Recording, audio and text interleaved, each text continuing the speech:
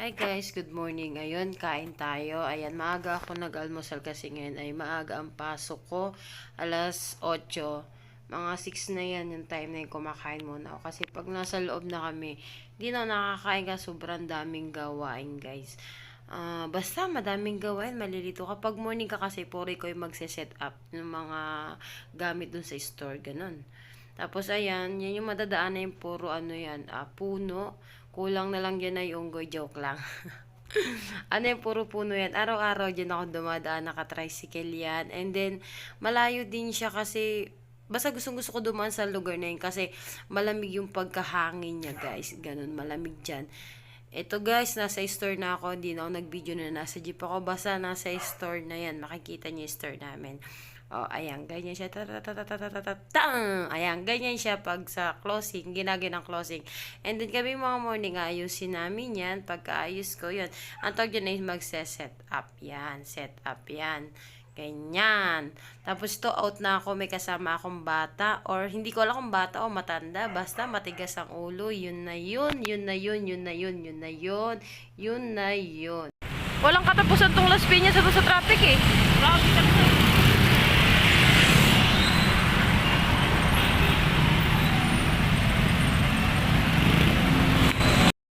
Ayan, nasa loob na kami ng pagupitan. Ayan, o, diba, napakaganda. Mura lang yung gupit yan, 200, sulit na. Kaya binabalik-balikan ko yung store na yan. Siyempre, titiktok ko yun.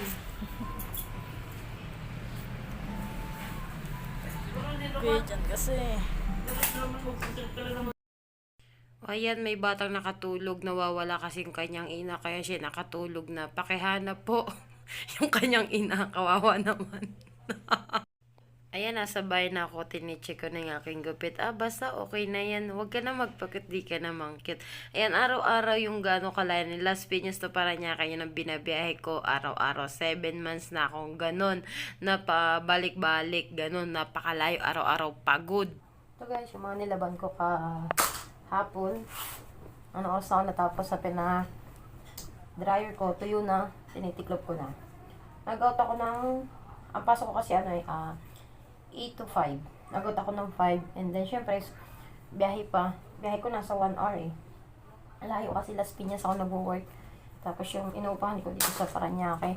Di pa rin man kasi ako ng upahan dun sa Las Piñas. Kasi, dito ako sa Parañaque guys. Yung upahan ko ng bahay, may sarili ng CR. Tapos, basta sa isang kwarto, may lababo na, lahat nandun. Kaya parang, parang aalis pa ako. Tapos, sa Las Piñas, malapit na. Mahal din naman yung upo ng bahay. Tapos yung iba, wala pang CR. Tsaka dito kasi, kahit pa paano, may kakilala na ako. Kaya kahit solo lang ako, lang siya, may mga kapitbahay kakilala ko na. Nakakatakot din naman kasi lumipat sa isang lugar na wala kang kakilala. Halimbawa, katulad to yung, halimbawa, katulad na ng pag may kapit ka, siyempre, wala man lang tutulong sa'yo or makikisuyo ka, bibili ng pagkain mo kasi minsan hindi ka makalabas, ganun.